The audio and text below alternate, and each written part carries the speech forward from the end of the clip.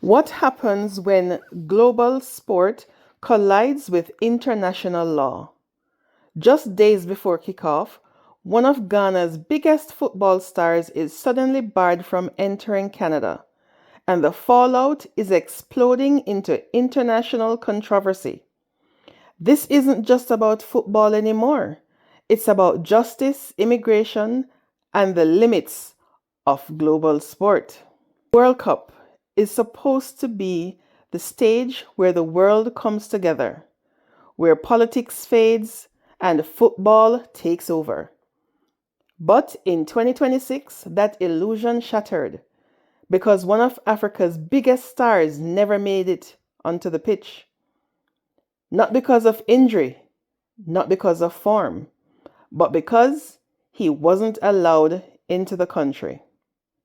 This is a story of Thomas Partey and the decision by Canada that sparked global outrage. It was supposed to be a routine arrival, Ghana's national team heading into their opening match of the FIFA World Cup 2026. The stakes, massive. The expectations, even bigger. At the center of it all, Thomas Partey, midfield general, Premier League veteran, one of Ghana's most important players. But then everything stopped. No boarding, no entry, no match. Canada had denied his visa. Just like that, Ghana's midfield anchor was out. So the question is why? Why would a World Cup host nation block a player at the biggest tournament on earth? The answer lies thousands of miles away in the United Kingdom. Thomas Partey is currently facing multiple hold on and take assault charges, allegations that date back several years. And here's a critical detail. He has pleaded not guilty and the case is still ongoing. So there has been no conviction, no verdict. But in Canada, that may not matter. Canada's immigration system operates on a strict principle. Entry is a privilege, not a right. Now, under Canadian law, individuals can be denied entry even without a criminal conviction if officials believe there are serious legal concerns.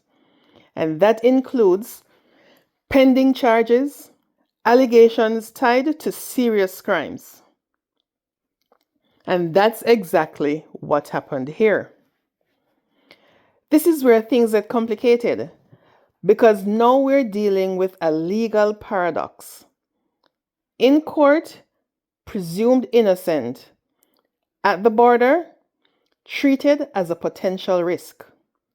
Two systems, two standards, one decision. The reaction from Ghana? Explosive. Officials didn't hold back. They called the decision unfair, discriminatory, a violation of sporting integrity. And their argument was simple. You cannot punish a player who hasn't been found guilty. Now the situation escalated quickly. Formal protests were filed, diplomatic channels were activated, legal options were explored. This wasn't just about football anymore. It had become a political dispute, a legal controversy, and a global headline. Here's a twist that makes this story even bigger. The 2026 World Cup is hosted across 3 countries, Canada, United States, and Mexico. But here's the issue. Each country has its own immigration laws, meaning that a player could be allowed in one country but denied in another. And that breaks something fundamental. The idea of playing of a level playing field. Now, What are the consequences? For Ghana, Partey misses matches in Canada, but could play in the US. And that creates tactical disruption, unequal competition, and scheduling chaos. Now, on the pitch, this is devastating. Thomas Partey isn't just a player. He's the midfield anchor, the defensive shield, and the tempo controller. And without him, everything changes. Ghana now faces loss of experience, a weakened midfield structure, increased pressure on younger players. Opponents gain an advantage, and in the World Cup, that's everything. This isn't the first time politics and sports have collided. History is full of similar moments. Athletes have been denied visas. Teams have been restricted from travel.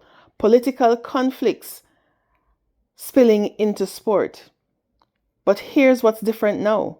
The scale, the visibility, the global stakes. The World Cup isn't just a tournament. It's a global system. And that system is showing cracks.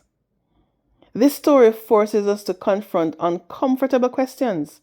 Should athletes be treated differently? Do global events deserve special exceptions, or should the law apply equally to everyone? What does innocent until proven guilty really mean? Does it only apply in court, or should it extend to travel, employment, and international competition? Who controls the World Cup? Is it FIFA, the governments, or both? In the end, this isn't just about Thomas Partey. It's about a shift in global sport, a new reality where talent isn't enough, selection isn't enough, even qualification isn't enough. Because now, borders matter, laws matter, politics matter, more than ever before. In the modern World Cup, you don't just have to earn your place on the team. You have to be allowed in. If you found this breakdown insightful, subscribe for more deep dive. Because sometimes the biggest stories in football happens off the pitch. Let me know your thoughts in the comment section, guys. And do you agree with Canada's decision? Do you think athletes should be held to a different standard than regular Joe Blow citizens? Do you think this is fair? Let me know your comments. Thank you for watching, and catch you on the next one.